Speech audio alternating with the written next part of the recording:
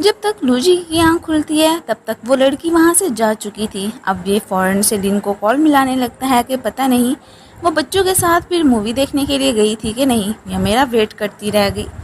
वो जो कि बच्चों का कंपटीशन होने वाला था उसके लिए साइन करने के लिए आई होती है, उसकी कॉल पिक नहीं कर पाती और इसे काफ़ी ज़्यादा ही गुस्सा आ रहा होता है खुद पे कि मैं इतना निकम्मा कैसे हो सकता हूँ।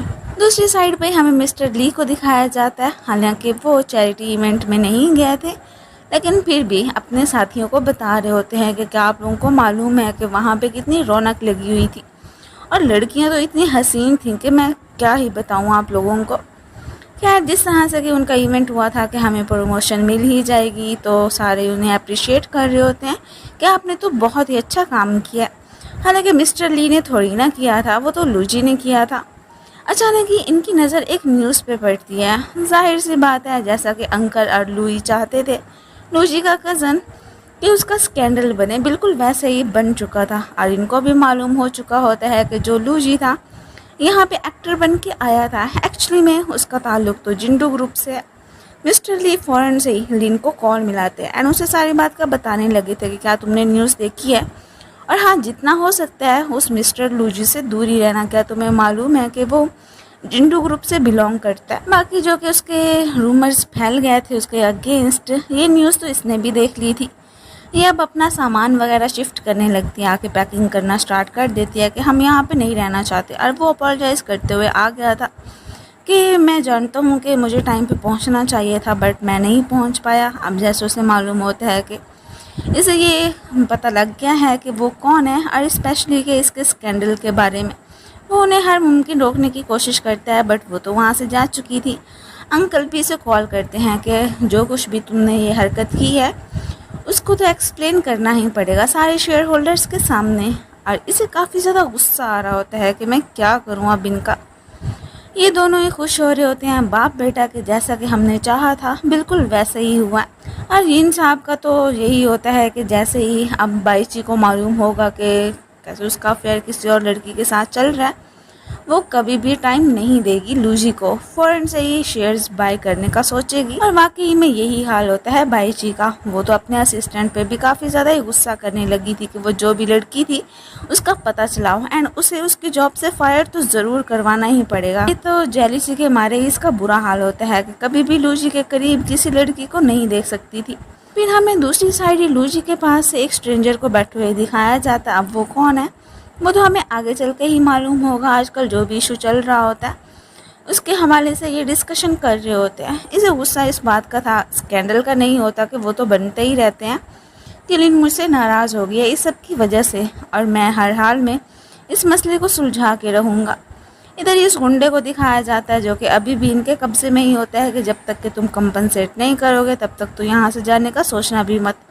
और ये हर मुमकिन कोशिश कर रहा होता है कि जैसे तैसे करके मेरी यहाँ से जान छूट ही जाए। लिन तो फिलहाल किसी और अपार्टमेंट में शिफ्ट हो चुकी थी बच्चों को लेके, और रात को काफ़ी ज़्यादा इमोशनल भी दिख रही होती है।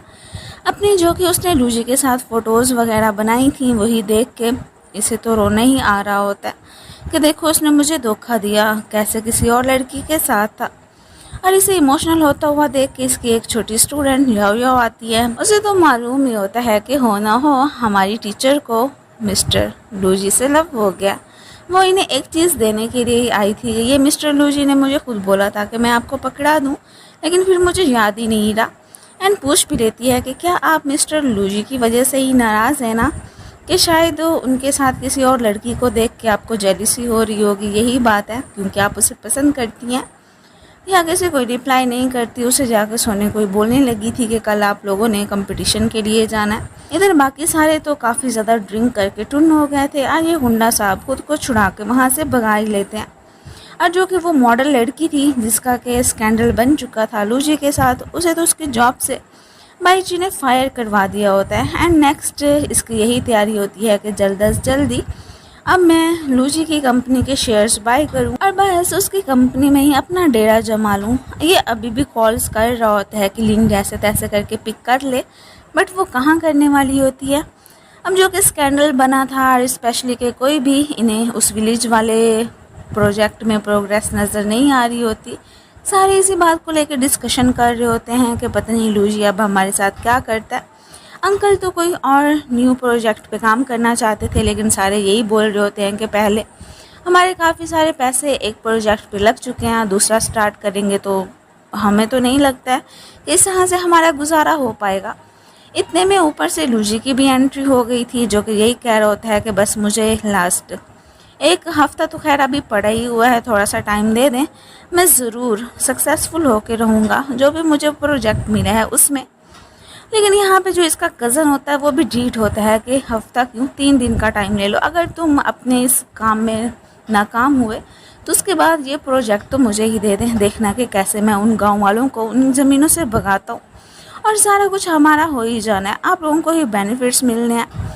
इन साहब के इरादे तो कुछ खास अच्छे नहीं लग रहे होते। अब यहाँ पे तो दूसरे लोगों के पास इसका ये आइडिया मानने के अलावा तो कोई और चॉइस होती ही नहीं है। फिलहाल तो हमारे हीरो को 3 दिन मिल ही चुके होते हैं। याओ जो को बैठा हुआ देख के बाई ची उससे बात करने के लिए आती है, बट जैसे उसकी नज़र ऊपर से पड़ती है कि लिन आ गई है तो वो एक्सक्यूज़ करती हुई चली ही गई थी। ये तो जाओ जाओ को मना कर रही होती है कि ऐसे स्ट्रेंजर से बात नहीं करते हैं। और जैसे ही पीछे से एंट्री होती है लूजी की, ये जाओ जाओ को फिर वहाँ से जाने को बोलती है कि आप दूसरे बच्चों के साथ खेलो। वो तो अपने प्रोजेक्ट की बात करने के लिए आया था कि मैं जानता हूँ कि मैंने आप लोगों से झूठ बोला था, लेकिन मैं आपके भले के लिए ही चाहता हूँ कि जितना जल्दी हो सकता है आप मेरे साथ कोऑपरेट कर लें, वरना जो कि मेरा कज़न है वो पता नहीं क्या ही करेगा आप लोगों की उन ज़मीनों को हथियाने के लिए। ये तो फ़ौरन से मना कर देती है कि आपने हमें यूज़ ही किया, और इसकी बातों पे बिल्कुल भी यकीन नहीं करने वाली थी कि हमेशा हमें मुश्किल में ही डालना चाहते हो ना, और क्या। और बस इसी पे गुस्सा करते हुए वहाँ से चली जाती है। इधर इन गुंडे साहब की नज़र 2 लड़कियों की पड़ती है जिनका के फ़ोन इसने चोरी करके अपने बॉस को कॉल मिला ली थी कि मैं एक बार आपसे मिलना चाहता हूँ, बाकी टाइम वगैरह का डिसाइड कर लेते हैं कि कहाँ पे मिलना है। अब भी लूजी के दोनों असिस्टेंट्स को भी शहर में ही दिखाया जाता है, जो कि गाँव से अब यहाँ पर ट्रांसफ़र हो चुके थे। इधर जैसे उनकी नज़र पड़ती है लूजी की, जो कि बड़ा ही तैयार श्यार होकर कहीं जा रहा था। एक मोटू को तो लग रहा होता है कि चाहे मानो या ना मानो, जिस तरह की लूई की हरकतें हैं मुझे लगता है कि ये एक गे है। दूसरा नहीं मान रहा होता कि नहीं नहीं है, तो मैं बस गलत फहमी हुई है। वो कह देता है कि चलो ठीक है, आज हम इसे फॉलो करते हैं, देखना ये ज़रूर एक आदमी से मिलने के लिए ही जा रहा होगा। इधर ही अंकल डॉक्टर को कॉल मिलाते हैं और उसे अपना एक काम सर अंजाम देने को ही बोलने लगे थे, जो कि डॉक्टर फ़ौरन से हाँ कह देता है। अब जो कि अब चेयरमैन के तरफ एक नर्स होती है, उसे वहाँ से भगाने के बाद उनकी ड्रिप में इन्होंने कोई इंजेक्शन ही डाल दिया था। अब इंजेक्शन में कोई पॉइजन वगैरह था या क्या था वो तो हमें आगे चल के ही मालूम होगा। इधर ये अपने पापा के पास ही बैठा होता है। अब जैसे उन्हें होश आता है वो इससे प्रोजेक्ट के बारे में बात कर रहे होते हैं, जो कि कह देते हैं कि मुझे नहीं लगता है कि हम कभी भी उसमें सक्सेसफुल हो पाएंगे। काफ़ी ज़्यादा ही उदास दिख रहा था। पापा को समझ आ चुकी होती है कि ज़रूर किसी लड़की का ही मामला होना है, और क्या। वो तो यही कहते हैं कि अपने करियर को एंड लव लाइफ को दोनों को सेपरेट करके सोचो। अब इन्हीं बातों के दौरान ही नर्स भी इसके पापा की ड्रिप चेंज करके जा चुकी होती है। ये तो इधर अपने पापा के काफ़ी ज़्यादा ही भड़क गया था कि आपने कभी भी मेरा बाप बन के नहीं सोचा, हमेशा बस अपने ही इस कंपनी के बारे में ही सोचते रहते हैं। मेरी ज़िंदगी में क्या चल रहा है, क्या एम्बिशन है, नहीं आपको तो इस बात से कोई फ़र्क ही नहीं पड़ता।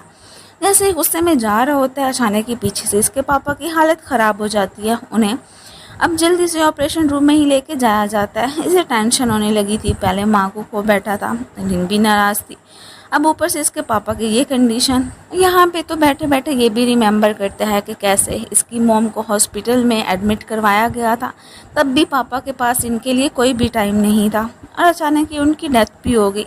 पापा फिर भी वहाँ पे नहीं आए, वो किसी मीटिंग में गए हुए थे। ये हमेशा अच्छे अच्छे स्कोर लेके आता था स्कूल में, लेकिन पापा इस पे कोई भी तवज्जो नहीं देते थे। अब यही सारी बातें सोच ही रहा होता है कि तभी इसके पापा का ऑपरेशन हो चुका होता है, लेकिन फ़िलहाल तो वो यही कहते हैं कि हमें थोड़ा सा और टाइम चाहिए।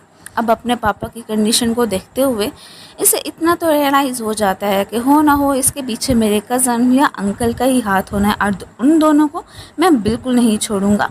वो असल में मेरा फोकस हटाना चाहते होंगे उस प्रोजेक्ट पे, और क्या बात हो सकती है। इधर इन बच्चों का कंपटीशन हो चुका था, एंड यहाँ पे ये उन्हें यही बता रही होती है कि हम जल्दी अपने विलेज वापस चले जाएंगे। अचानक ये देखती है कि कैसे कितनी सारी कॉल्स एंड मैसेज आए हुए हैं लू जी के, लेकिन ये कोई भी रिस्पॉन्स नहीं करती। सोचती है लेकिन करती ही नहीं है। इधर इन दोनों की नज़र पड़ती है कि कैसे एक गुंडे को ये पैसे दे रहा होता है यहाँ पे लू जी का काम तमाम करने के लिए, कि अब की बार तो काम पूरा हो ही जाना चाहिए। ये सब देखते हुए ना टेंशन हो रही होती है। अब मोटू कह देता है कि तुम जाओ, ये जो गुंडा इसको फॉलो करो और मैं लू ई को करता हूँ, देखते हैं कि वो किधर जाता है। लुई एक इन्वेस्टर बन के लिन को कॉल मिलाता है। अब उसका नंबर हासिल करना तो इसके बाएं हाथ का खेल था। उसे यही कह रहा होता है कि मैं तुम्हारा वो जो किंडरगार्टन स्कूल है गांव में, उसमें कुछ इन्वेस्टमेंट करना चाहता हूँ और कुछ बात भी करनी है। एड्रेस वगैरह बता देता है कि वहाँ पे पहुँच जाना। नेक्स्ट डे उसे उस एड्रेस पे आके मालूम हो जाता है कि अगला बंदा कोई और नहीं बल्कि जिंडू ग्रुप से ही बिलोंग करता है। हाँ, इसने अपने प्रोजेक्ट के हवाले से बात करने के लिए जानबूझ के उसे बुलाया था कि मेरी जगह पे जो मेरा कज़न लू जी है उसके इरादे बिल्कुल भी अच्छे नहीं हैं। वो सारी चीज़ें आपकी उल्टा डिस्ट्रैक्ट करना चाहते हैं और मैं आराम से आपके सामने प्रपोजल पेश कर रहा हूँ। अगर आपको अच्छा लगता है तो इस पर साइन कर दो। ऑब्वियसली सी बात है, इसने कौन से करने थे। अभी सोच ही रही होती है इसने जो कि उसे ड्रिंक पिलाई थी उसमें कुछ था जिसकी वजह से कि लिन को चक्कर आने लगते हैं और वो यहीं पे बेहोश हो जाती है। यही सारा कुछ तो ये साहब चाहते होते हैं। उसने जल्दी से पेपर्स पे इसके साइन वगैरह करवा दिए होते हैं, लेकिन अभी भी वो इसकी जान नहीं छोड़ने वाला था। इसे बेड पे लिटाने के बाद ही इसकी ड्रेस को अनटाई करने लगता है। एंड इसी के साथ ही ये पार्ट ख़त्म हो जाता है। Thank you so much for